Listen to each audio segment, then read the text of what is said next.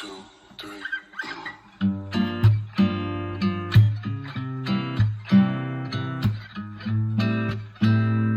Hello, this is a guitar tutorial of how to play Stray Kids Another Day. I'll focus more on bar chords, and there is a tutorial for how to play this song with regular chords. I'll put the link in the description, but I am really bad at describing how to play bar chords and also how to play chords in general, so this is, I guess, a more intermediate level. So if you're already familiar with how to play the guitar and you are comfortable with bar chords, then this is, I guess, for you.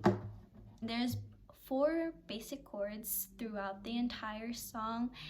They basically just circulate throughout the entire song, and you can just play it with the whole song as it is, and the strumming pattern is the same as well. So I will go and start with the first chord. So the first chord is G minor chord, and this is how it looks like. I go from the G minor to the C, and you basically just shift one down, everything one down, and then afterwards you can move to your A minor, which is on the 5th fret, a D7 chord. And then the strumming pattern is the top string 3 strings above the first string on the bottom. So you just strum the first string once and then the 3 strings twice.